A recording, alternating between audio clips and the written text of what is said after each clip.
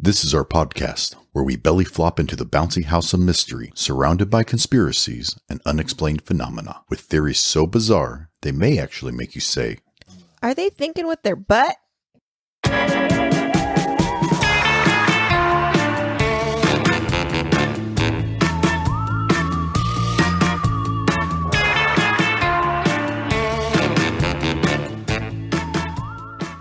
Welcome back, everybody. I'm Katie. and I'm Chris. And this is... Stop thinking with your butt. We don't want to think with our butts. No, don't think with your butt. Today, before we talk about our topics, Kate, what's been going on in your life? What's exciting? So, the strangest, weirdest thing that's happened since we last recorded, because that's our new segue. You don't have to explain this, and you say we just... You are switching... Otherwise, they'll think that we haven't done this for a while. That's true. You are switching at your job, which will remain anonymous, but you are switching from a night shift to a day shift. Mm-hmm. And as a parting gift, one of your coworkers gave you a bag of beans. Yes, coffee beans. That was very nice of her. Not like a bag of, like a sandwich bag. That was very nice of her. She took it from a bigger bag and put it in a smaller bag. Yes. I thought that was weird. Well, So now we're going to sample it. we are going to sample it because we Let's have do 2 it, cups yeah. of coffee and we're going to do a blind taste on this weird bagged of beans. It was from the heart, so I appreciate if that person. Okay, here we go. Here we go. Oh, It's actually pleasant. really good. Okay. All oh my right. God. It's actually Shout really out, Bean Lady. good. Wow. Oh, now I feel like I need to read what the brand is or. Oh, it's on the counter. Oh, well, Do you want to go get it? yeah. We'll pause. Wait. Do we have like a. Ooh. I'll try to insert something. Actually, it might be funnier if I just said I'm going to insert something and I just left your voice. Ooh. Okay, so you got the bag of coffee in front of you. It looks like she peeled off the sticker from the packaging that she was using, put it on a sandwich bag, Just so we know it's legit. filled it with beans. Yeah. Oh, gosh. But it was actually really good. And it was the espresso blend medium roast distilled by Delano's Coffee Roasters in Sumner, Washington. We might have to do a shout out to them and see if they'll sponsor us. Yeah, that was actually really It actually good. is pretty good. This is probably I think Biscuits Cafe has a really good coffee. This is almost my second favorite type now. You or think top. so? It's actually pretty good. I'm really impressed. Yeah, So- maybe the best coffee. That's surprising. It is really good. Okay. was a pleasant surprise. Shout out to the Bean Lady. Are you glad that we did a blind reveal now? Yes. So that I was actually awesome. was expecting it to taste like dirt. That was a good segue into the second strangest, weirdest thing that's happened to me this week. Okay, go ahead. My body betrayed me. Okay. More farts? No. Stop. I don't fart that often. Oh my God, don't lie. Go ahead. We synchronized fart today. We did synchronize fart. It's like, It was it's like kind breathing. of It's natural. funny because I'm like, hey, you want to get sexy? And then you farted and then I farted. Then we both said we had a poop and then that was it. I know, right? I was driving to work and I stopped and got a coffee on the way. And I'm just driving to work. And usually by the time I get coffee to the time I get to work, then the coffee's the perfect temperature. Because it's always, lava level when you first get it. But I'm driving to work and I'm daydreaming. And in this daydream, I'm in real life picking up my coffee and taking a sip. It goes into my mouth at the temperature of the sun. I'm telling myself, good God, get this out of your mouth. It is killing you. But my body's response to the pain was to clench my mouth down firmer. I physically was trying to open my mouth to spit the coffee out, and I physically could not. My body would not let me. What I did you end was up in doing? so much pain. I held it in my mouth for like 45 seconds until I could swallow it. Sorry, that It was happened to you. painful. Yeah, the rest of the day I couldn't taste anything. Well, we are about to taste something Ooh, what are we going to taste? special. I'm trying to. I'm not Natural good with puns. segue. Oh, Try and bring a natural segue, but you know what? I suck at that, so we'll just jump in there. So I will be talking today, and we are going to have a topic that was actually another listener request about RH negative, or it's been called a lot of different things, but negative blood type. What is RH negative? You say? yeah. Oh, that wait, what you wait. said? Yeah, that's what I said. Oh, my God. That is people with negative blood types. So if you're A negative, O negative? O negative, or any negatives, that is what it is. Rh negative is negative. So the right reason why people think that a conspiracy exists with this topic is because they believe that this blood type comes from two different species, not variants of humans, but completely different species, one originating from Earth, being the positive people, and one from an unknown origin. So everybody who's a negative blood type? Yeah. Or is it, so there's A, B, and O? Yeah, but all those common blood types have a positive or a negative. Those Right. positive and negatives separate for everyone. So if you are a negative of anything, then you're part of this one species. At some point, you had DNA in you. What? So, I'm actually very sad because I'm a positive. me too. I was a little disappointed.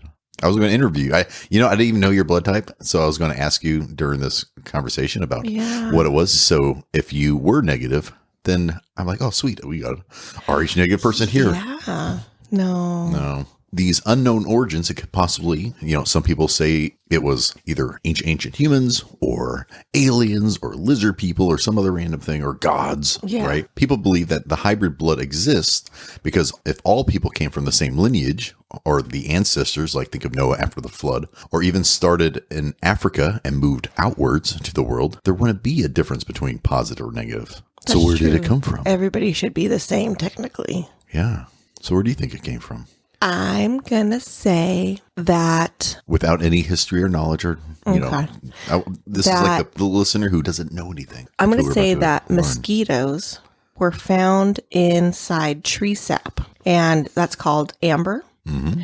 And then the mosquito's DNA was extracted and mixed with the frog DNA. Yes. And that created negative people. Mm-hmm. Those people were so smart back in the day finding that amber and... That's also the plot of Jurassic Park. Yeah. I was 20 steps ahead of you the moment you started talking. But I'm glad you went there. So let's find out where it may have come from. Mm-hmm. So since we're talking about blood in this episode, and we're also going to talk about, the Rh negative, but also potentially royal blood and all these other different things associated with it. Let's give you a rundown of what the different blood types are. Okay, so there are 4 major blood groups determined by the presence or absence of 2 antigens. So you have A or B antigen. Mm-hmm. On the surface of the red blood cells is where it's found. There's things that attach to the red blood cell itself, and that's how they determine what type you are based off of what is basically attached to your blood cell. So if the A antigens are on your red blood cells, then you're A. B antigens on your blood cell, then you're B.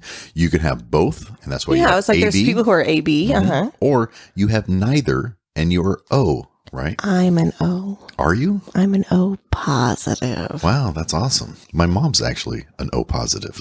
Connections? Thanks for connecting me to your mother. Always doing that. Yep, it happens. Why don't you make recipes like my mom used to make? My mom's spaghetti's the best. I know, look at her rolling her eyes. My mom wouldn't talk to me like that. My mom would fold all my clothes. Okay, focus. In addition, there is also a protein called the Rh factor, which is linked to what's called the rhesus monkey, or rhesus. Spell it out. Rhesus. Rhesus? Yeah, rhesus. There you go. Rhesus. The rhesus monkey, also known as the Rh factor. And if that is present in your red blood cells, that means you are positive. Or if it's not in your blood cells, then it's negative. But the positive one, it's actually found in most all life forms. It's not just from the monkey. A lot of the organic stuff on Earth is from there. So some things that it's from earthly origins. So if you don't have it, then it means you don't have that antigen, which means you are not from Earth. Came from other places. Whoa. Because it doesn't exist. So because there's a lack of the Rh antigen, people believe that if you are Rh negative, you may come from like a line of non-humans. What? So let you absorb all that. Okay. I'm still absorbing. So Rh negative doesn't necessarily mean my blood type is Rh. It just means I'm A negative, AB negative, B negative, O negative. Yes. It just, because that negative, that negative. negative piece is just all what determines if you're negative or positive is if you have this Rh factor. And negative means you're You don't not have it. of this world. Well, that's what some theorize, because they're like, well, if we all came from one, then why is there even a separation in the DNA Right. or in this blood cell? And just for perspective, Because amphibians in a single cell organism ooh, will. oh god, a Jurassic Park, babe, I 20 steps ahead of you. Life finds a way, babe. Oh, thank you for that. I appreciate that input. Perspective on how many people are positive or negative. 85% of the people are positive. 15% of the world is negative. Really? So, It's that big of a difference? I thought it was like 50-50. no, that's pretty significant. That is so only 15% carry a negative. Yeah, because the thought is that a lot of the negative, because it was selective bloodlines, it only stayed within the royal families, etc. And so therefore it didn't just get to the majority of the world. It's only the quote unquote elites. So this is You're pondering This is literally following. everything we've been talking about. No, no. Like when people say, like, oh, like the bloodline, the following. It's not necessarily like lineage. It's literally the blood. You're literally following the blood. Well, we are going to talk more about that in Okay. terms of the royalty. You think about a lot of the royals. What do they say their bloodline is? It's almost coming from the gods. They were divine themselves. Same as the pharaohs of Egypt. Yeah. Yeah. So a lot of royal families, it's not just you will keep the bloodline. It's also a divine origin potential. So we'll hit a little bit about that. But before we get that, we got to go Yeah. into all this stuff. Yeah. So some of the theories where the origins of the negative blood is that you hear of the Nephilims of biblical lore are responsible for Rh negative blood types or something. This is just a theory. There's a book actually called the Book of Enoch, which we may do an episode later on. I think we need to. Yeah. Yep. So this book is an ancient Hebrew apocalyptic religious text, and it's scribed by traditions of Enoch, which is the great-grandfather of Noah. Yeah. It contains materials of the origins of demons and the Nephilims, which are basically like giants, and why some angels fell from heaven. And in the book, the Nephilims, also known as the Watchers, descended from heavens and mated with humans, creating a human-angel hybrid. And made it with humans. Yeah, mated. What did I say? Oh. Mated. Yeah, they had intercourse. Yeah. They bumped them uglies. The group of angels and their offsprings were wiped out in the great biblical deluge or flood. Ooh, I've never heard it called the deluge before. But some of those giants or giant races were supposed to have survived, leaving the Rh negative blood distinct. Oh. So that's the Which is extremely possible because some line from every, even from the Jurassic era, survive. Like turtles and alligators, and there's like some whales and sharks and chickens. And yes, Feathered chickens. Yeah, they're all connected, right? Yeah, so I'm like, there's always survivors, even if the world does like succumb to some huge disaster. There's always someone that's going to make it. Yeah, and if you're like the special like hybrid angel, you're going to make it. You probably have a higher chance. So another theory is the Anunkai. If you listen to episode 3, you'll have a little bit more about it, but a quick summary is that basically the Sumerians have the Anunkai who apparently they believed in hybridization of humans. They created a stronger, more intelligent slave race. They kicked the humans out of Eden to breed and grow, and then they bred with the Anunkai, and those become Nephilites. And the Anunkai was offended by the crossbreeding, and they basically melted the ice caps due to Nibiru. And when the Anunkai left, some of them were suspected that they stayed and then handed down some of their blood to some select royal members so they can continue on. Right. So I think it's pretty funny that both of them have the great flood and the hybrid and all that fun stuff. Yeah, everybody. So who cares, right? If you have Rh negative. Why is that even important? What do you gain from that? Why are you laughing? Well, who cares? That's why I'm laughing. So you have Rh negative. So what do you gain from being extremely unique? I'm going to say, are psychics and mediums negative? Ooh. Well, let's talk about some of the physical and enhanced abilities that people claim to have Gingers. as Rh negative. Well, you're looking at me. these are not, some of these are, I feel, but these are actually Unique. Facts. So I'm like thinking unique characteristics. Yep. And these are facts. So lower body temperatures, lower blood pressure, red or reddish hair. Mm. Some of them have an extra vertebrae. What? Like a lizard person? I'm just saying if you're Rh negative, typically you have An extra vertebrae? It's more commonly found in negative type bloods. Yeah, because so we'll go through like what some conspiracists Think? thinks. Yeah, I guess so. And also what some of the scientists say. Okay. Right? They're going to talk about mutations, but extra vertebrae, some say that you may actually have more sensitive vision, so more enhanced vision, or you may have a sensitivity to sunlight. And Gingers. yeah. Except for the eyesight. Most gingers I know have poorer eyesight. Yeah, so that's Just some of the ones I know. Mm-hmm. So that's some of the facts. But there's also some that believe they have psychic ability, right? So telepathy, clairvoyance. And because this is going to be a future topic potential, like psychic stuff. Yeah. Due to the psychic potential, some believe that these members are recruited and sought out by government agencies as part of the government agency because they used to investigate the potential of psychic phenomena. Yeah. Specifically, remote viewing in what was called Project Stargate, which was created in the 1970s. So we'll talk about that later. But It wasn't the movie? that was a crappy movie. I actually really enjoyed that movie. I know people really like it. I saw one where someone built a literal Stargate in their living room. It was pretty awesome. For the time, I liked it. I think I was younger when it came out. Sorry, nostalgia. It's been a while since I watched it, so maybe it is good. I just need to rewatch it again. So, You know what's a good movie? what? Jurassic Park. No matter how many times you see it, it's still good. You are trying to delay this. Yeah. You're trying to delay the knowledge because you don't want this knowledge to come out. I'm the government now. You are trying to silence me. So, Sorry. other things, right? So you also could have a sense of having a special mission in life, profound spiritual experiences, vivid dreams. If you ever walk around and like lights flicker or computer glitches because you have electrical It's disruptions. you. And you can view problems in a unique but correct way. Maybe using the length of blimps rather than feet to describe something. Just saying. I'm so glad you threw that in there. Okay. They're also sensitive to certain energy fields, apparently. And then the last thing, not the last thing, but one of the other pieces, like you got the psychic stuff, but they're also considered very strong empaths. Have you ever heard of an empath? Yeah, the people who are like emotionally connected. Yeah, so they're very highly sensitive individuals.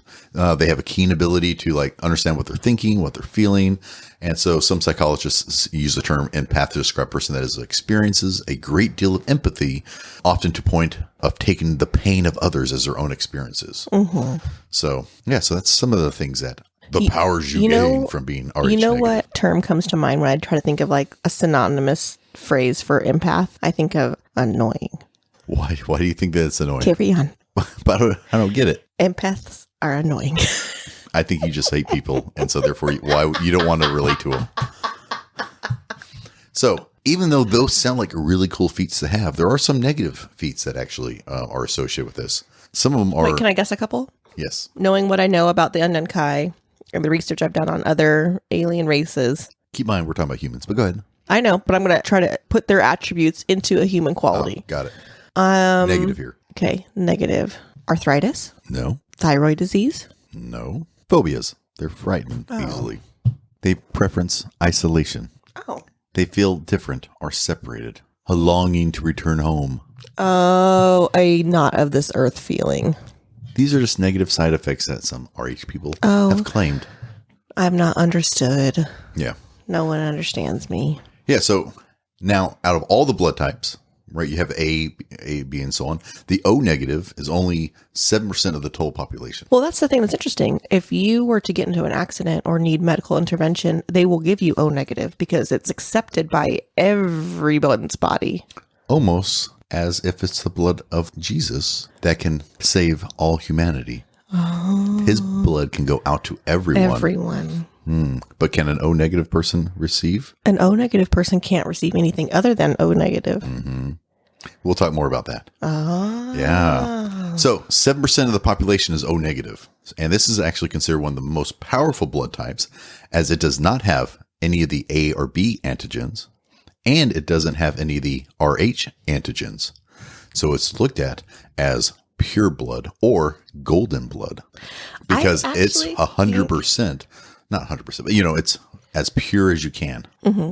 People believe that this O negative is kind of like the celestial seed of a god or an ET, or basically, and it has the strongest psychic connection because of how pure it is. Yeah. So let's talk some theories on how not just me or us or whatever talk about how these hybrids came around, but we have anthropologists who also try to explain what happened with the hybrid blood. Yeah. Because it's not just a conspiracy piece. There's actually science and history and so on. Yeah, I can about see anthropologists getting excited about this. Yeah. So when we talk about hybrids, the process, just so you know why people think it's hybrids, more than just a mutation of the DNA cell. Because if you don't know, the process of interbreeding individuals from genetically distinct populations produce hybrids. One of the species that they have reproductive barriers against other species. A horse can't mate with a woman and give birth. Huzzah, the greats.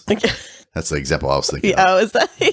Right. So that's why you can't have two distinct different species mixing. However, the closeness of parent species are key to basically a successful hybrid. An example of this is a liger. Yeah, a tiger lion.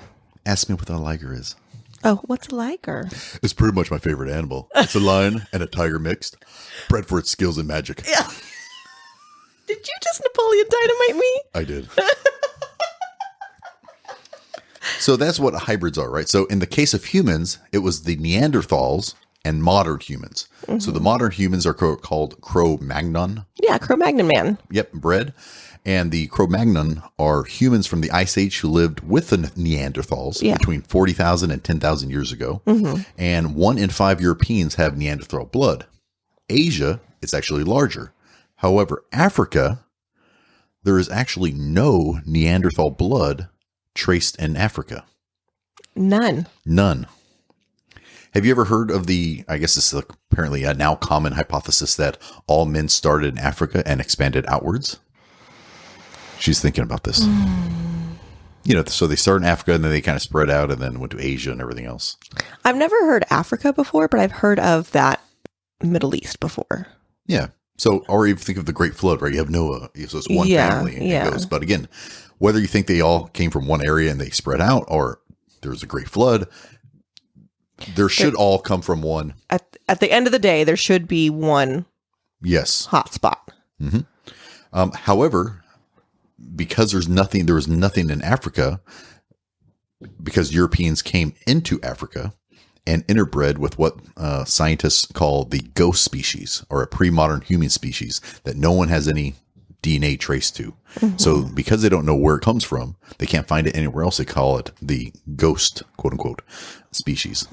This unknown species has been detected in the DNA code of people from sub-Saharan Africa. And it could have been Homo erectus, which was around like 2 million years ago. But whoever it is, they then bred with the hybrid humans from Europe. So, the breeding between Cro-Magnon and Neanderthals, that species interacted with the African species that was unknown. Yes. So that's why there's no Neanderthals, because they've been kind of breeded out to an extent when they went to Africa. So just bred out. Yeah. Not breaded out. Oh, well, you know what I'm saying. Yeah. Just use your imagination. Don't correct me. Use your imagination when it comes to grammar. Don't listen to what I say. Say what I say. Let the letters just float willy-nilly. Yes. No, but that's the thing. If they went the opposite way, if it started in Africa and went out, then you would have Neanderthals in Africa. But from this thing, it's basically saying, no, there's Neanderthals everywhere else, and then everywhere else entered Africa. So it's almost the reverse of what is commonly known. Ooh. So while humans are thought to all share like a common ancestry, originating sub-Saharan Africa, the actually Rh negatives in Africa is actually low compared to others. There's only about 3% of the African population that has Rh negative. 3%, less than 3%. And Asia's 1% of the world's population. You know how we have 15%? A majority of it's non-Africa or Asia. Where's the majority? Tell me. Well, the genes that produce the Rh negatives largely present in Caucasians. Oh, look at this. She eye rolled, right? The pure race. No, I'm we're so not. sick of white people. Oh, stop. I'm a white people, and No, stop. No, so it's the Caucasians, and it's actually the largest percentage is actually between France and Spain. oh, so European. Yeah, European. Okay. Caucasians come from European, mostly. Okay. Yeah. And it's actually up to 40% of the population is Rh negative over there Really? in one area of France and Spain. Like there's like a valley that has basically everyone is Rh Almost negative. negative? Wow. 40% of them. Wow. So what does this mean? Are they close to a UFO sightings? Like a hotspot of I don't know. UFO activity? I'm sure there's always UFO activity elsewhere, but I mean, it's all over the world. I just wonder if they have like a... But Europe has a lot of the royal families They do, and yeah. influential families and so on, right? That's where the Vatican is and other things. Yeah. So what it means is if this happened, that means Africans actually never left Africa. And therefore, the hypothesis is that everyone was from Africa and migrated outward would not have happened. Bombshell. Boom. Yeah. So it even gets better. So in 1953, fraud was discovered after an extensive scientific review of a work from an amateur archaeologist, Charles Dodson. Dodson? Dodson! We have Dodson here! Oh my gosh. Nobody cares. That's awesome. You didn't even know! I didn't know. That's awesome. Charles Dawson. First of all, you fucked up in history when people refer to you. I thought you were talking to me specifically. No, not you. No. And I was like, don't talk about my weakness. No, but when someone calls you an amateur, Yes. like that's what you get historically referenced to as the amateur archaeologist, right? Documented amateur archaeologist. Yeah, if you're an amateur anything in your history when people look back on you, No, it's not so bad to be an amateur. It's bad to be an amateur for like 40 years. So 40-year amateur archaeologist. That's bad. yes. So when they was researching this, first of all, I thought it was actually Charles Darwin. Oh. The Monkeys. well, yeah, the monkey. Oh, no. Survival of the fittest. Yeah, and just the evolution and so on. And Oh, I'm wait. like, He is still monkeys. Yeah. Sorry. evolution. Sorry, Evolution. So when I thought it was him, I'm like, wow, this is actually pretty. Wow. What? I'm like, oh no, it's just that amateur guy. archaeologist. That's just Dawson. Never Yeah. mind. So, Charles Dawson had identified in 1912 bone fragments from early humans that were widely accepted for many years. He claimed to have discovered that the missing link between ape and man, stating he found Bigfoot? a section of a human-like skull and the mandible that was not human in nature. So in 1953, it was debunked Yep. because it wasn't human, but an orangutan's jaw. Yep. He put it together as a hoax. Yep. It was called the Piltdown hoax. It was done by the archaeologist found it, or he created it? No, he created it. Yeah, son of a bitch. Yeah. So just so everyone is aware, a majority of what we have been talking about for these hybrids and the anthropology. Anthropology? Anthropology. Just listen to my intent. Don't listen to my actuality. No, but it came from Robert Cipher. And who is Ron Cipher, you may say? Well, he doesn't have amateur in front of his name. Oh, that's okay. But he is an independent Oh, God. anthropologist. Facts. Hey, facts are facts, babe. It doesn't matter where they come from. Independent and amateur. No, he wasn't an amateur. He was just an independent anthropologist. They go hand in But hand. It's the same thing. Same with imaginary. But he wrote 6 books on something. And one of the books... On clown college. And canning food. And one of the books was on species we're referring to called amnesia or forgotten history, describing most of what basically we're referring to from the whole African thing. Yeah. So there's some of the historical reasons, how humans hybrid. Which is actually very fascinating. That's actually pretty cool. So let's go back to the Rh negatives and the hybrids. Another reason why they're considered different species and not just a variant of human is because Rh negative mothers, if they have a baby that's Rh positive, then the mother's body will treat that baby as an invader, and it will create Rh positive antibodies to fight it. So normally it's not harmful to your first positive baby, but the second baby you have, they can actually cross the antibodies can actually cross into the placenta and actually hurt the baby. And it's actually known as hemolactic anemia.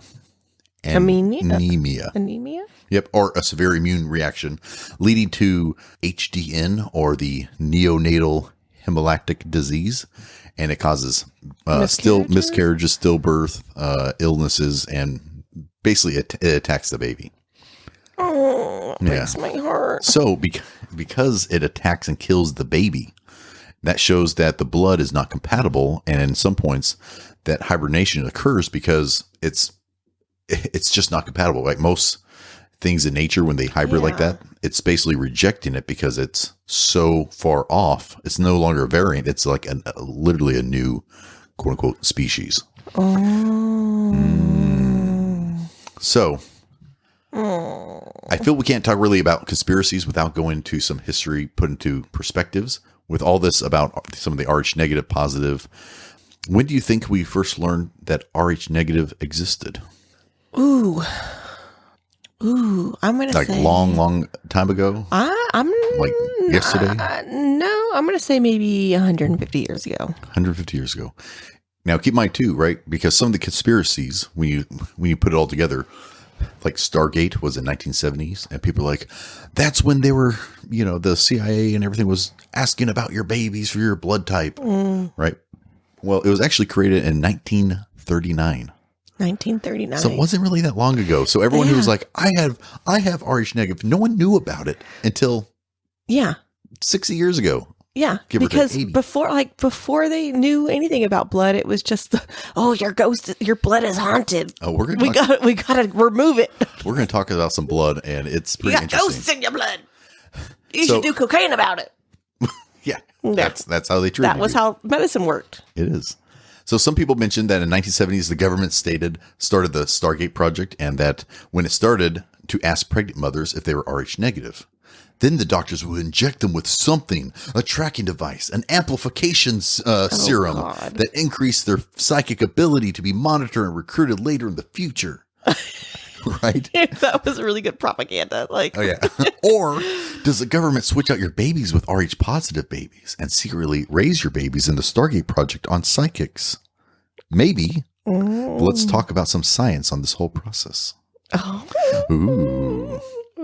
First of all, when doctors inject something into you, it's actually called RH. It's like an RHOgram. Ooh, an ogram. Yeah, it's like RHO gum, GAM. And what it does is actually stops your blood from making antibodies, so it doesn't kill your baby. That's all it does. And this is given in like the 28-week mark, and it stays in your system for 13 weeks, so that the baby can reach full gestation. Yeah, because its highest risk of blood contamination is during the birthing piece, right? Okay. And so this seems like a big deal. Do you recall that the Rh negative talk with our 3 kids? Like, did anyone ask you if you're Rh negative? No, never Rh negative. They always ask you what your blood type is, and if you don't know, they test you. Yeah, so that's the thing, right? If you are not negative, they typically don't ask you, right? Because some I don't know. Yeah. Every facility is different. Well, meaning if they could see your charts and they know that you're not positive, then it's not an issue. Yeah. But some people, if you have Rh negative blood, they're going to ask you because they have to have the extra blood on hand. Not on hand. They have to inject you in that stuff because they don't want your body to kill your baby. Right. It hasn't been around that long. So when Stargate was happening in the 1960s, people were like, that's when they're doing all these projects and it's a government conspiracy. Well, not really, because that injection thing was invented in 1968. Yeah. Because Rh negative was found out in 1939 and they're like, oh, it's killing babies. And they found the cure for it in 1968. I want to know who found it and who. I'll talk about that. So just because does that increase or decrease the conspiracy of government taking or tracking babies? I think that it's interesting that because science came up with a way to cure and they started asking, people are like, oh, they're asking. That's different. They're only asking because government. Yeah. Well, maybe not. So in 1968, it was actually held as Time Magazine top 10 medical achievements in the 60s because there's a lot of babies that were dying or being miscarriage because of this, and they had no idea why. Was there an influx in miscarriages during that time? Well, keep in mind, it's been time of history. I know, going on forever. Yeah, I was like, historically. But people didn't understand it. Yeah. With miscarriage or what may have caused it. Because like historically, it was like if you got pregnant, it was like, well, if you or your baby survive, it'll be a miracle. There's the reason why the arch antigen was actually even thought about in 1939 is because there was a case study that had a mother with her second child was a stillborn. And the father and mothers were both blood type O, because back in the day, they didn't know the difference between negative and positive. Yeah. And during that stillborn, the mother had excessive bleeding. And so they transfused the blood from her husband to her. And it had a large reaction. And it almost killed her. Yeah. And they're like, wait a second. If they were both O's, you should not have this negative reaction. Yeah. So there must be additional stuff in the blood that they're not seeing. And so when they were looking into that, that's when they found the Rh proteins. So interesting fact that is that in order to prove that that injection thing worked, they injected it in a group of male prisoners at Sing Sing to test. Of course they did. And I'm like, that was interesting. I'm wondering if that was voluntary. Oh, I'm sure not. It wasn't. Well, So well, actually, prisoners don't they get time cut off their sentence if they volunteer for? Let's find out what happened. Okay, yeah. It just threw me off. I'm like, what? They did experiments on the Sing Sing prisoners. I mean, they're making booze in their toilets. What's an injection? Let's see if they even know. Yeah. But so they injected them with the antibodies and then exposed them to the Rh protein. And yes, it was volunteers. So, or that's what they tell us. Voluntold. They were voluntold. Yeah, or maybe they weren't, but that's just the story, the cover story. There's always a cover. No, so they were volunteers. Right? Yeah. So another interesting fact, I found out that a lot of medical organizations actually didn't want to sponsor or fund research in this field because the fact that operating or interacting on the uterus back in the day was considered taboo. It was looked at as God's land. I'm glad that it's finally being brought to light, what I've always known. But during this time and in history, God's land, there's basically a non. It's beautiful. Stop. Just give me a minute to just absorb that. Just let me reflect for a minute. I'm gonna drink some coffee while you reflect. God's country. Okay. The God's land. Yeah. Woo-woo. You're welcome, women. But it had a non-intervention type attitude. So they didn't want to touch it because you're messing with God. Mm-hmm. So after successfully rolling out this program, it was almost like a breakthrough for women's rights, uterus rights. Mm-hmm. So uteruses before deuteruses. You go, girl. Yeah. So that's a little bit of history of that. So some theorize that the Rh negative also may have came from Noah, and all the Rh positives were the sinners who caused God's wrath. Right? And so the Rh negatives are connected to God and receive different frequencies to understand etheric wisdom. The etheric plan is where life energy, or chai. Chi. Chai is a tea. I know this. You drink chai, you emit chi. Yes. So what chai goes down, chi comes out. Nice. Yes, that's a great way to remember it. So the antigens, what some are saying is that they actually block or dilute electricity, blocking the flow of your chi. Yeah, there you go. And so that's why you can unlock and have more psychic powers and so on, right? Mm-hmm. So that's the psychic piece. So because of that, the flow, O negative being the original blood from the Garden of Eden, or it's Adam's blood and Jesus and Moses. Some people actually believe that back in the day, to hold the Ark of the Covenant, there's a thing where you have to be a priest and you have to be pure. Otherwise, if you touch it, you will evaporate. You'll get fried. So you have to be pure blood in order to touch these holy things. O negative individuals. Just throwing a little bit of that history out before we start talking about other experiences that people have as Rh negatives, or O negatives. Yeah. So here are some other personal accounts. One Rh negative person mentioned, a little known benefit of being Rh negative is that you get a higher level of positive effects from drinking out of pure copper mugs. So let's look at the benefits of drinking out of a pure copper mug. Yes, babe. My research goes high and low. I find everything. So if you don't know, copper water offers multiple benefits such as better heart, brain health. It gives you a more robust immune system, even weight loss. Shut up. That's a fact? And it's an anti-aging effect. Yep, it is. But only negatives. No. Negatives apparently get more benefit because of the so we need to buy copper mugs because they're not diluted with the antigens. It allows it to go through their body better, and stuff like that. I thought metals were bad for your body. Well, we'll talk about it. There has to be a balance. Yes, I know exactly. You have There's to have a balance. Iron. Yeah, like what happens if you have too much copper? Are you gonna talk about that? Well, here's the thing. Some people believe that Rh negative blood, because of the copper benefits, is actually copper-based blood instead of iron-based blood. Oh. This is also known as blue blood. What? Blue blood. People believe that Rh negative people have blue blood. So don't cut yourself, you positive person. It's going to be blood. It's going to be red. So most animals on Earth have iron-based red blood. Yeah. However, some mollusks or arthropods, such as a horseshoe crab, yes, have blue blood because it's copper-based. What? I know, right? So there are always some level of copper in all blood, right? Every blood has it. And however, there hasn't been like major steps. You with me, Mary? You with me? Blue blood. Horseshoe crabs. Crabs. Yes. I'm like, they're aliens.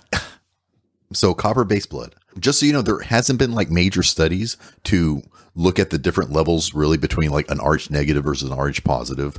So if you're listening and you're like, I have Rh negative, go get it tested out and let me know how much copper you have in your blood.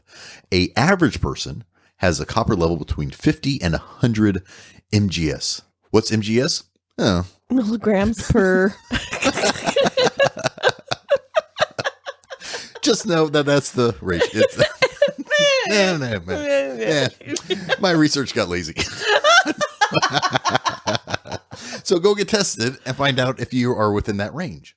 I'm not going to look up MGS, but you need to make a doctor's appointment, go to the lab, sit in the waiting room, have your blood drawn, wait 24 hours. Well, all I'm doing is giving you the range. Copy and paste the results. Send it to me at stopthinkingwithyourbutt@gmail.com. Boom. Yes. Where it'll sit in our inbox for 2 to 3 days. So get your blood tested and let us know. And strangely enough, that copper has been proven to have antibacterial properties and good for those without purified drinking water. Like you don't need a purified drinking water. You can use copper and it actually purifies it and removes. It's like antibacterial. Nope, don't believe it. Well, then why do you think that back in the day there was copper plumbing? Because of the properties of it, babe. That's why you had true. copper water plumbing. Specifically because it purified as it was coming out. However, so why did we switch from? However, caution. You know how people used to eat lead plates and so on? And they would get sick and die? Let's talk about science. Slap me with some science. So the World Health Organization states, don't drink too much copper water. No more than 3 cups of water a day. Otherwise, you may get copper toxicity. That's what I was thinking. Yep, which may lead to nauseous, vomiting, diarrhea, and kidney disease. Yay! So, but ooh, be good to your kidneys. Be good to your kidneys. But I do want to say the WHO is also part of those organizations that believe to be running the everything. So it's who to believe. I recommend you don't overuse the copper water. That's my recommendation for my research. Yeah.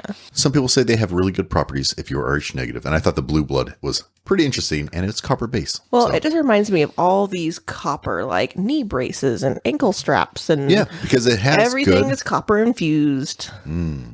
Marketing. Yeah, I wonder. I'm going to read you a comment from someone who is Rh negative, and they stated, "I am Rh negative from South Africa, one of the few 3%ers. My grandfather was from Holland."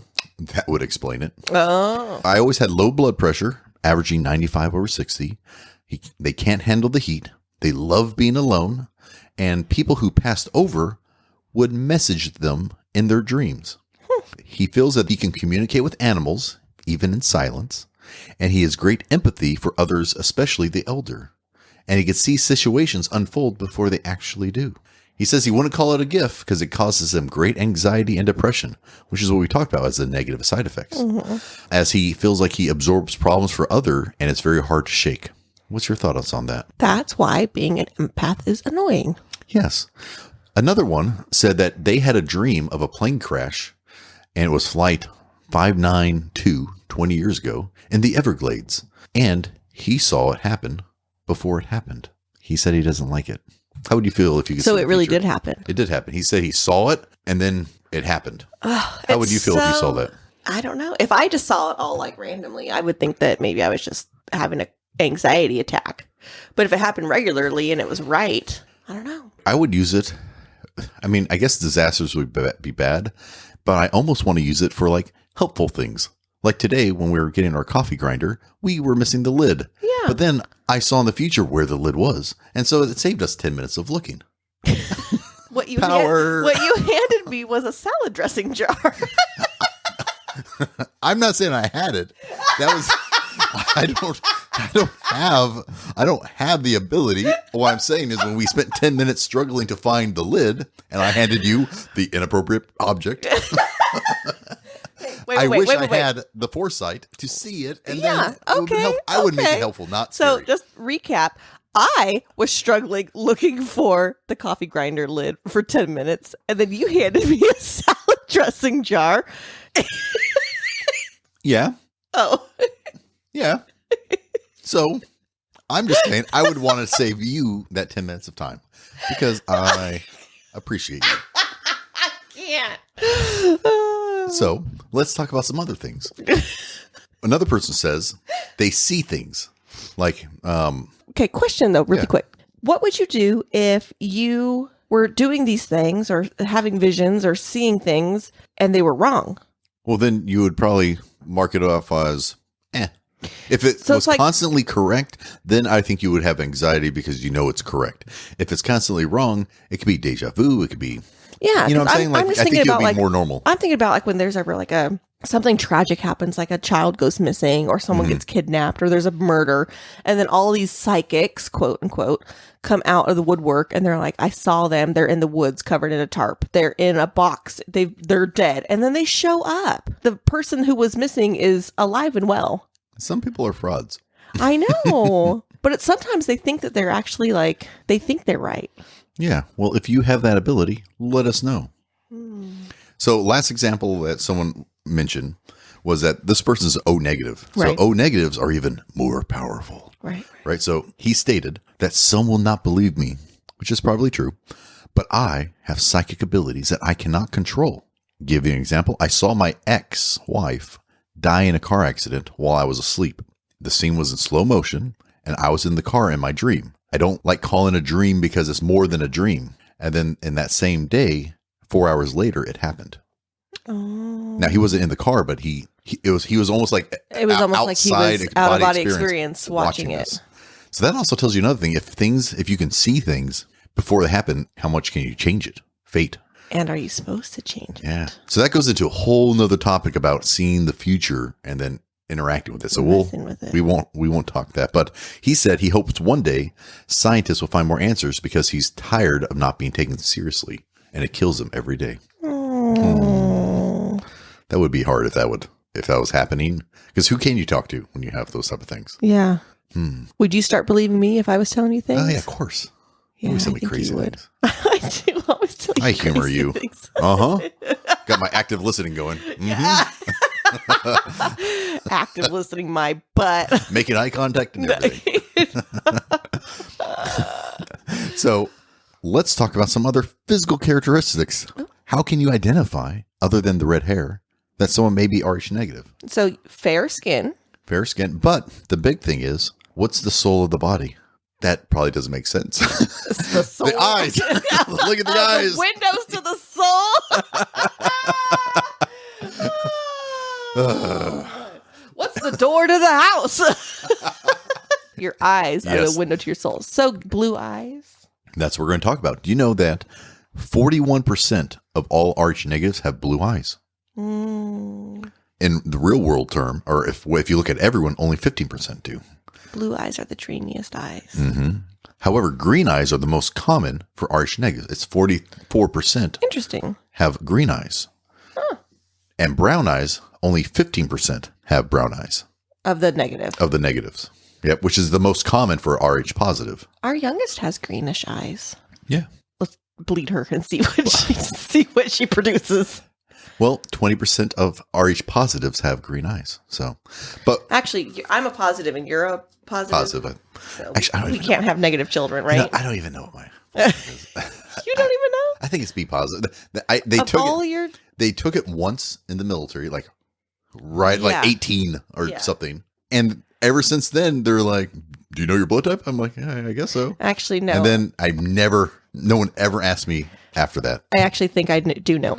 I think our kids are all my blood type because I remember seeing it on their birth certificates. No, I need to look at that because it wasn't. I'm like, And I think I was, I wasn't like, are they psychics? Yeah. I wasn't looking into that. It was on my dog tag, but that's about it, right? Yeah. Okay, so regardless of the color, though, some have unique gold halos around their iris. Actually, correction, not some. If you have Rh negative, you actually do have halos around your irises. And it's uniquely Rh negative trait. So only Rh negative traits have this. So the wider the halo apparently represents the stronger blood type.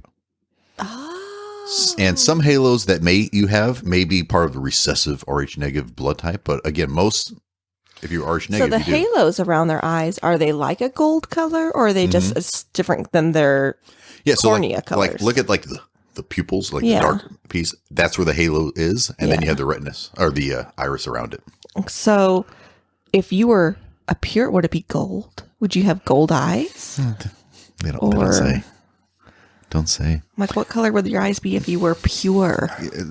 I don't think it matters because you have O negatives of every type. Yeah. Okay. And so some also think that the pupils can do unique shapes. So some evidence have shown that there have been triangles or heart shapes or just difference. Now that could also be looked at as signs of the devil, or just deformities. Yeah. Mutations. Yeah. But research. Yeah. So one person said that Rh negatives also have mood eyes. They can either be a combination of blue and green. Oh. And not change colors when you're... They apparently change color based off the subject's mood is what someone claimed. Huh. However, because I'm a scientist, I stayed at a Holiday Inn. Yeah.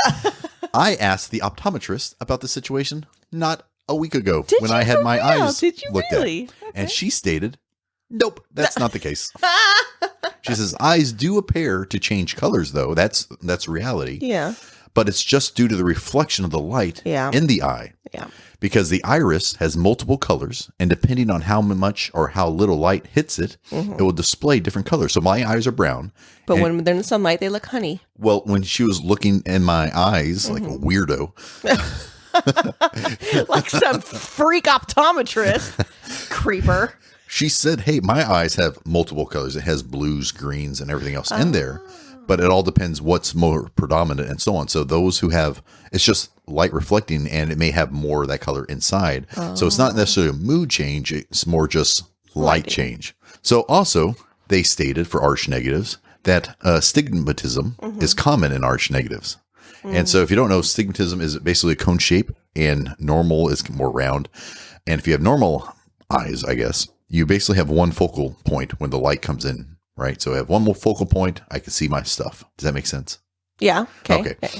And astigmatism is when, because of the cone, it's more of a cone, the light actually scatters and there's multiple focal point. They're saying, well, hey. That's why you need glasses when you have Whoa. Whoa. Some say that having stigmatism allows people the gift of seeing a larger spectrum of light. And believe that you have the ability to see energy orbs and spirits because you're seeing different vibrations. Put your glasses back. You're positive, so you can't see it. Oh. But if you're positive, you won't see it. And even if you're negative, but your mind is closed. I'm not laughing. Don't you? If you don't believe, your mind will dismiss it and it will fill in the gaps with what you should be seeing. Side note time. I also asked the optometrist about this. What does the optometrist think about you as a patient? I sat her down and I said, I'm doing podcasts and I have this topic that I want to research. She stated that, 1 in 3 Americans actually has stigmatism. So it's pretty common. And it actually causes the vision to be blurry in all distances. Yes. Not just near sight or far sight. So the powers that you gain such powers as needing to squint to discern objects at distances. You gain the power to have difficulty seeing clearly in dark or night. Constant eye strain. Yes. Oh, that's a superpower I exhibit all the time. Eye discomfort and even the power of headaches. Yeah. Thank you for making those powers. Lastly, you'll have a large doctor bill. Yeah. So. And annual checkups. Yeah. Yeah, there you go. Right. So I thought that was kind of interesting. So let's get back to history, right? Yeah. So now that we know a little bit about arch negative and the treatment, so what about the blood types? Like, to me, when I think about blood, everyone's like, oh, the royalty blood and all these other different bloods. Again, I think way back in the day, they figured it out. Yeah. Oh, yeah. But again, with the arch negative, it's only like 100 years ago. 1939. Yeah. So hopefully this will potentially explain like how long the nefarious government has been monitoring for the golden blood or the celestial seed. Well, I'll tell you, celestial seed. It all started when English physician William Harvey announced his observations on the circulation of blood in a closed system in 1624. It realized that your blood is a closed system. It constantly flows. It's not just static. Yeah. So this sparked the concept of transfusing blood from one species to another. However, it wasn't until 40 years later in 1665 where Richard Lower transfused the blood of a lamb into a man. Probably not a volunteer. I was like, and it probably did not go well. Well, when you were saying transfusion between species, I was like, oh no. So you are correct. This did not have a good start. Oh no. And just 3 years later, in 1668, I'm nauseous thinking about it. Baptiste Denis, the court physician to King Louis XIV, not the person you would want to experiment on, was arrested for the procedure of transfusing the blood of an animal into humans, and it was banned after multiple fatalities. So the king didn't get it, but he was doing other people. The king's physician. They're like, hey, we got a radical treatment. We're royal blood. Can you help us do whatever? And they're like, we got a cure. And it started murdering people. So because of that, they banned the transfusion. And then 10 years later, England banned it for similar effects of negative results. So maybe that's why it was lost to history. The concept was there, but they weren't executing it right. It was 1668. Yeah. So, however, what they did discover to progress this stuff is hemolytic transfusion reaction, meaning people don't like this. Yeah. It's going to hurt the blood. Yeah. It put transfusion advancements on hold for about 150 years. Yeah. Then England, again, good job England coming through, England. In the 19th century this time, by James Blundell, after seeing a hemorrhage occurring after childbirth, he proposed that, you know what, maybe we can do transfusion, but use human blood and not lamb blood. Yeah. This is so smart for his time. That was super smart for his time. I feel like everyone in the history... Please tell me it ended well. I always feel like people in history were just like, this dirt is miracle. Yeah. I don't know. But yeah, so we'll see how it ended. In 1901, that is when, after tests, they determined the ABO blood groups were discovered. And it's actually by an Australian-born American. So the other guy in the 1800s, he just made it, we should research this a little bit more. Yeah. Let's not use lamb, let's use human. And people said, okay, that makes sense. And then let's kind of work down that path. Yeah. And so biologist Carl Landstein noticed that the antigens that induce clumping of the red blood cells, and that's when he determined the A, B, and O. And then shortly followed that, was discovered the RH system that we talked about by Landsteiner and Alexander Wiener. I knew that. It may be pronounced Weiner, but we're going to call it Wiener. Yeah, we're going to have Wiener. There's no H in it, so I'm assuming it's Wiener. Wiener. So he discovered it. Wiener? Wiener. Yeah. Wiener. Wiener. Wee. That discovery in 1940 of that RH negative was basically explained the unfavorable reaction from that other case study from the two O's, right? The parents that were bleeding. So that's some history about the blood and when they were coming out. That's awesome, actually. How do you think scientists explain alien hybrids theory for the RH negatives? They explain it. Yeah. Rhetorical question. Oh, that don't was answer. just okay, good. Okay, good. I'm like, I don't have a good answer for that. Good. You don't have to have a good answer. Okay. Because it's mutations. Well, Chris, you aren't a doctor, are you? No. But I am a dungeon master. Oh! And I did role play a mad physician. I played NPC, non-player character, and had to get really into character. So I will pull from that experience, Gosh, I'm just so not embarrassed. in a crazy doctor type of way. We have different traits. I'm trying to do my voice. We have different traits because of small differences in our DNA. And when we look at Rh negative and Rh positive people, we see the usual kind of differences. There is no need to invoke aliens or gods or reptiles. It's just simple biology. A mutation is simply a change in the DNA. They happen all the time. Are you liking this or are you hating this? You have a -2 in charisma. Oh, nice. Okay, fine. No, keep going. Yeah. No, you embarrass me. No, you're doing good. You're just you're in character. You're doing good. A mutation is simply a change in the DNA. And it happens all the time. For example, mutations can happen when cells divide to make new cells. Each time a cell divides, it needs to copy its DNA. Occasionally, a mishap happens and a new cell has a DNA change. Outside things like UV light and the sun, they can also cause mutations and by damaging the DNA. The cell can usually fix these things, but sometimes it doesn't do their job properly. And now you have a mutation. If these kind of changes happen in an egg or a sperm, then they can pass down to the next generation. Okay. There you go. Right? That was a touch. That was very good. That was good, right? I think this sort of things make sense for these type of mutations. Makes sense, Yeah. But doctor, what about RH? But doctor, what about RH? How could something that causes moms to injure and sometimes even kill their children spread through a population? Well, thanks for asking, you smart, intelligent man. You can't be yourself and the doctor and compliment yourself. You have an extremely large penis and are very talented. The reasons why mutations also can happen is advantages that outweigh disadvantages. An example. The event... Oh my God. Last paragraph. An advantage over disadvantage is people who carry the sickle cell mutation. These people carry the disease, but do not have the disease themselves. These folks are called carriers, and because of this mutation, they are actually more resistant to malaria, which is common in the region. So that's where the disadvantages outweigh the advantages. Christopher Lee, you are an exceptional human being. May I sleep with your wife later? Oh, my doctor. Doctor, What outrageous thing to say. Wow. Why, my lady, I do declare. I killed him off. Okay. But he was a tough His lab blew up. Okay. Okay. So that is why some mutations happen. Because if the advantages outweigh the disadvantages, so as example, I thought that maybe I'm totally way off base. I thought that the African population were carriers of sickle cell anemia.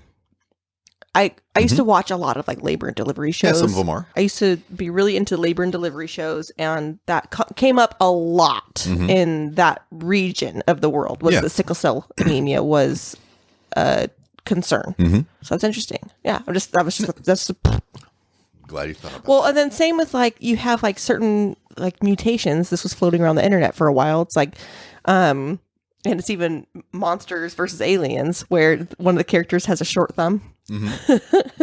And it's so like their dad has a normal thumb and their mom has one short thumb, and it's passed down through generations. And so it's like now here I am, a child with one normal thumb and a short thumb. Yeah. My thumbs are normal, but that's just an example. Even though you have the pregnancy, right? The blood's trying to kill the baby. Well, if there's other advantages, but what other advantages? Psychic abilities. Yeah. There's your advantage, babe. Yeah, that's what I was talking about. So we discuss what Arch negative is, the theory that the Ghost X gene was introduced, talked about how the Arch negative people are different, how that you can spot one, talked about why they think hybrids and the impact of the babies, a little fun history on just blood knowledge in general. Yeah. We are going to finish this up by talking about why in history some of the royal blood was held to the highest importance. Is it because they didn't want to dilute their ET blood? Or were there other important reasons why they wanted to be in-house with the royal blood?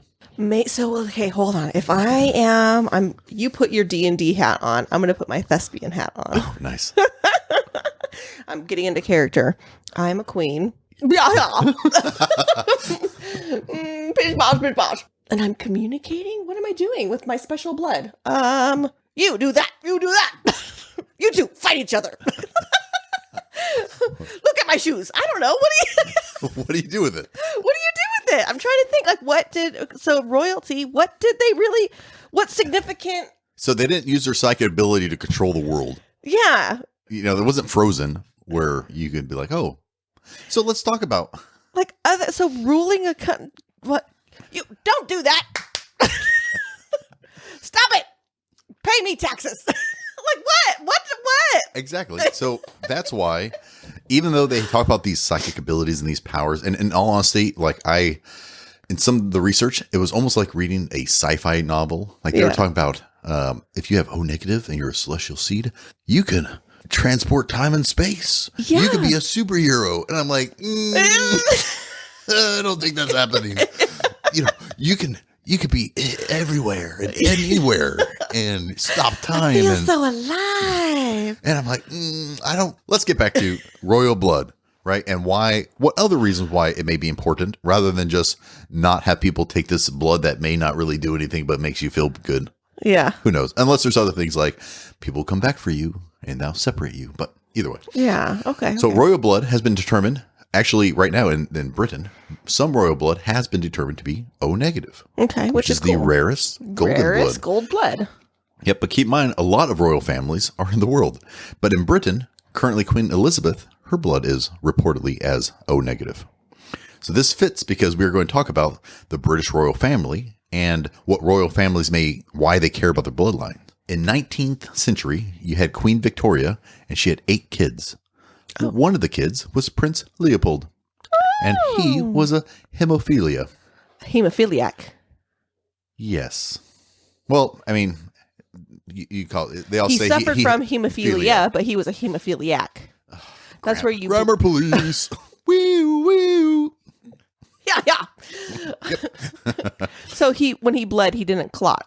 Yes. So that's exactly what hemophilia is, right? It's internal bleeding, bruising due to the lack of blood clotting. Mm-hmm. So in the 1900s, most people with the disease would not survive into their adolescence. Mm-hmm. So because it was in the royal blood, it was also a royal embarrassment. I was going to say, I bet he disappeared. Wink. Accidentally.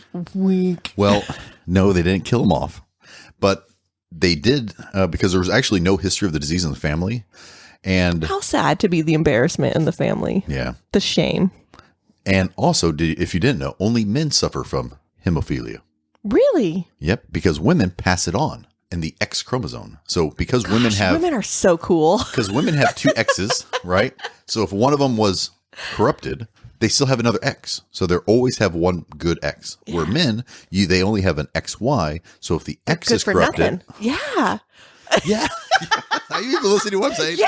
I'm picking up what you're putting down. So there's no X chromosome. And so therefore. I love you, by the way. It's all good. So they have it, right? So Queen Victoria's grandson also died at age 2 due to the disease. Oh. So I didn't know that. It was a big scandal.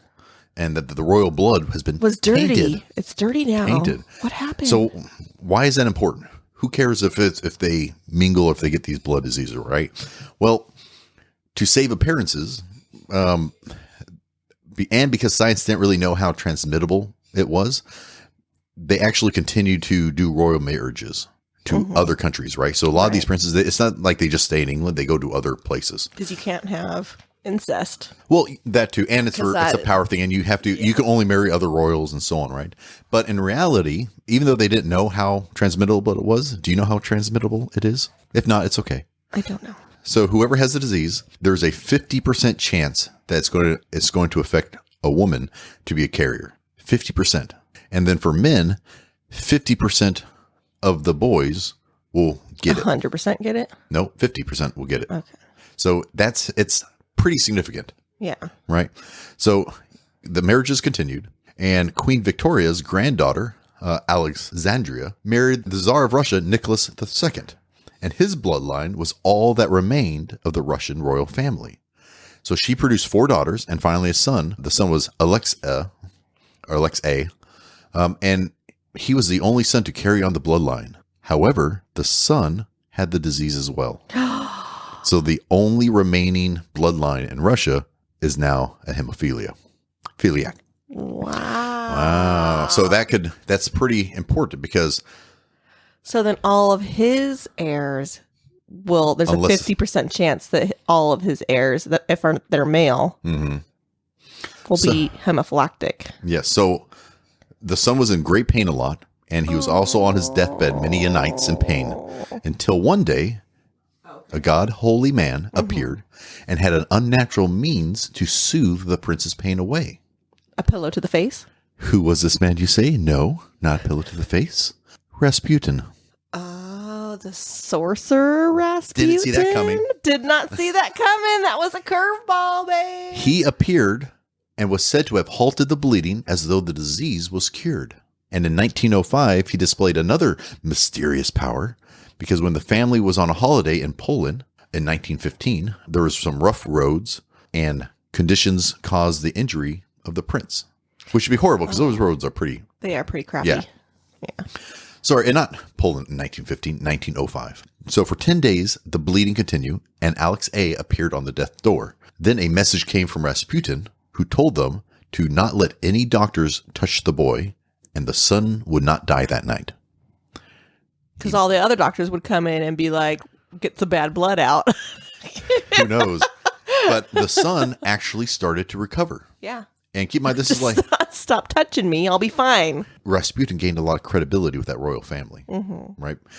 And so... I want to do a whole episode on him. That'd be cool. Yeah. So because the wife really was appreciative of that they saved their son, right? The Tsar is also appreciative.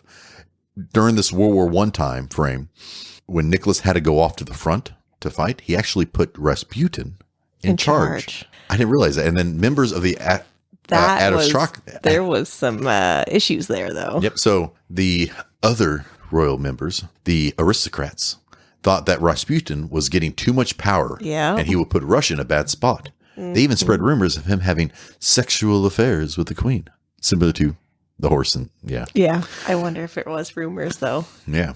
And then, so in 1918, the Russian Revolution occurred, and the family was rounded up and killed. Yeah. Unless... they just found Anastasia's real body. I was going to say, unless you believe the conspiracy that Anastasia survived. Because this is the same story, everyone. Yeah. They actually just found the father and Anastasia's body. Oh, so it's probably all the same. Yeah. They were just buried separately. So that's interesting.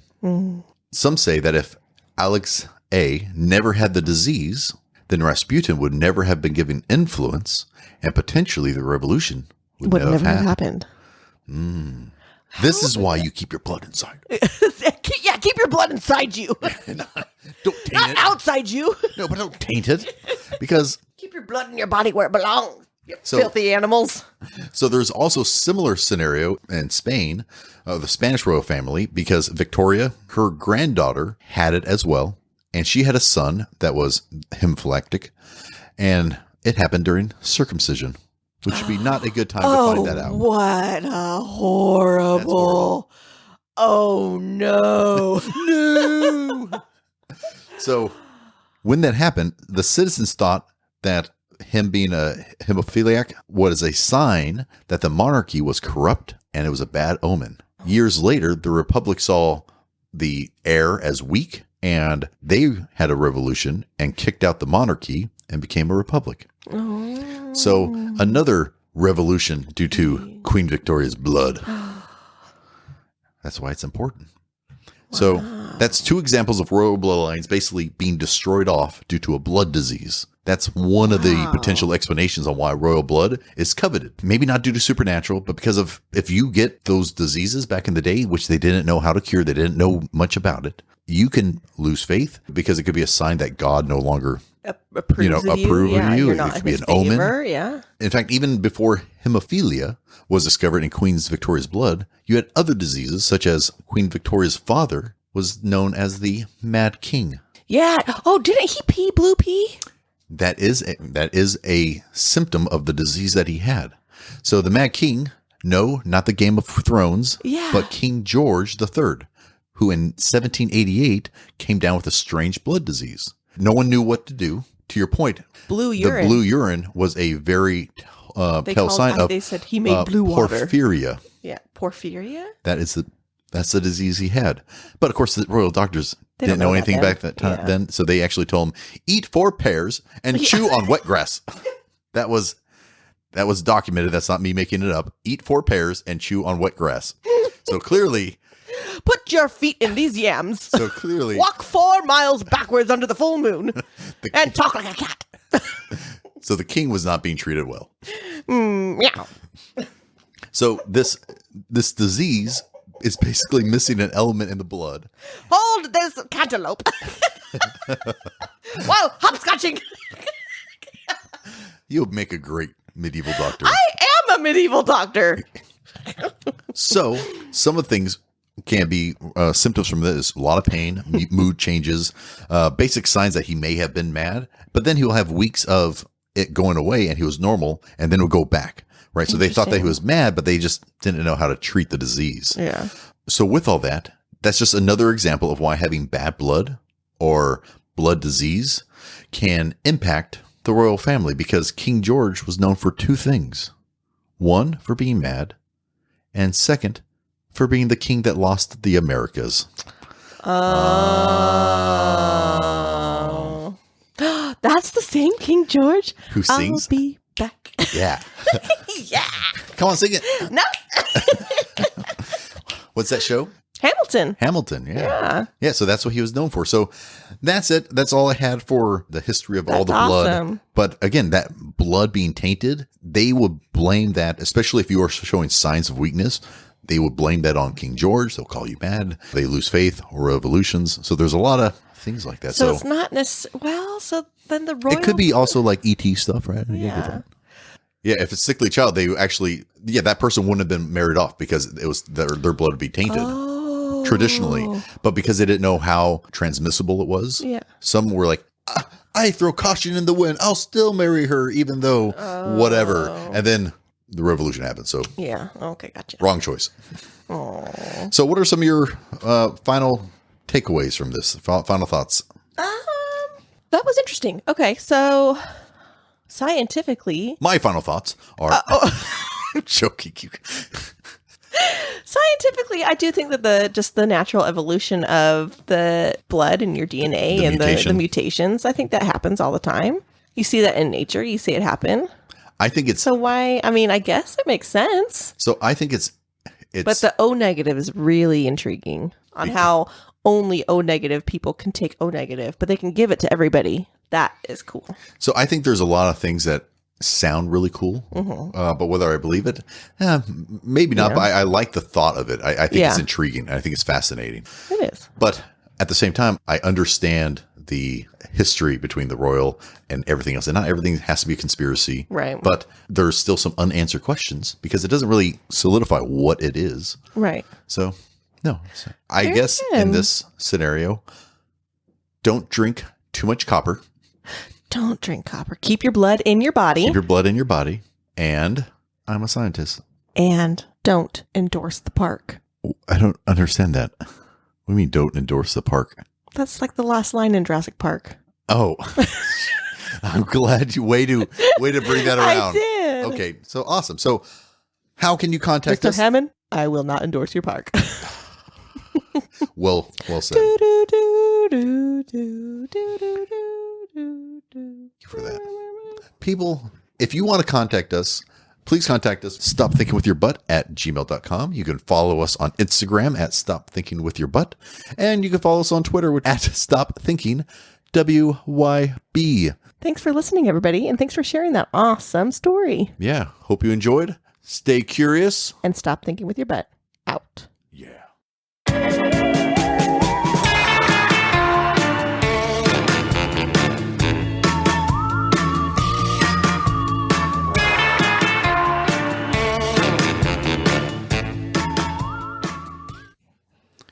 All right, one last thing that I forgot to mention is that there's a theory out there. So why does it matter if you're Rh positive or Rh negative? Well, that's because Rh negatives are going to inherit the earth, right? So Please elaborate. There's a thing called, there's probably 5 different names for this thing, but some believe that there's these things out there, aliens, ETs, called evolutionary protectors. And they... Evolutionary protectors. They protect the evolutionary, the animals and species evolving. So they protect the original, the one. Yeah, and make sure that they can evolve appropriately over many generations. And those with Rh negatives are being the next stage of evolution. So this will bring the protectors back to ensure that Rh negative people, who are a different species, may be the only remaining humans on this planet. And they're actually considered an extinct level threat because they are going to wipe out all the Rh positives. They'll even join tyrannical governments or groups. I thought you were going to say Tyrannosaurus Rexes. I know you would. But are groups to destroy a large number of Rh positives. And O negatives are going to be the next evolution type of thing. Like even they're going to be like the leaders and so forth. And so this sounds like the like a world war starting again. Yeah, so they're thinking, so some people when they talk about these global manipulation and everything else, they think that what they're really trying to deceive is anyone who's the positive and the evolution. This is where it gets like really sci-fi-ish. Yeah. Right? Where these evolvers, they're going to basically wipe out everyone through different means, covert, overt, and let the negatives evolve more naturally in their own so they can actually retain more of their psychic abilities, and they'll have capabilities such as teleportation, shaped energy charges, like Dragon Ball Z. Yeah. You know? Come here. You animate. Come on. I use Say it correctly. Kamehameha. Say it correct. There, boom. There you go. I use it all the time. You are an anime lover. I like it. Don't you dare. They also do sensory illusions and traps of mental images of hell. What about like telekinesis? Yeah, they can do all that. Okay.